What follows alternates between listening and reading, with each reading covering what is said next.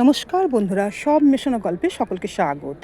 দেখো বন্ধুরা, আজকে আমি চলে এসেছি আমাদের ডিসেরগড়ের ছিন্নমস্তা মায়ের মন্দিরে। এখন আমি মন্দিরের পুজো দেওয়া হয়ে গেল। মন্দিরে পুজো দেওয়ার পরে আমি এই দামোদর নদীর এখানে এসে আমি দেখো এই ভিডিওটা করছি। দামোদর নদীতে এখনও সেইভাবে জল নেই, যেহেতু একটা গ্রীষ্মকাল, সেই জন্য জলটা অনেকটাই শুকিয়ে গেছে। ওই দেখো ওদিকে খুব বালুর চর, দেখো একদম বালুর চরে ভরে গেছে, আর খানিকটা মাঝখানে একটু জল দেখা যাচ্ছে। আর ওপরে একটা দেখো ব্রিজ চলে গেছে, ওইখান দিয়ে সব কুলটি বা আসানসোলের দিকে সব যাত্রীরা যাওয়া আসা করছে। আর চারিদিকে দেখো প্রাকৃতিক সৌন্দর্য এত সুন্দর, মন্দিরের পেছন দিকটা সত্যি ভীষণই সুন্দর দেখতে লাগছে আজকে। তাই জন্য আমি এই ভিডিওটা তোমাদের সাথে আমি শেয়ার করলাম।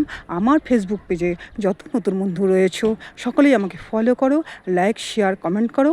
আর ইউটিউব চ্যানেলে যারা রয়েছো তারা নতুন বন্ধু অবশ্যই আমাকে সাবস্ক্রাইব করো, লাইক শেয়ার কমেন্ট করো। আজ তাহলে এখানেই রাখি।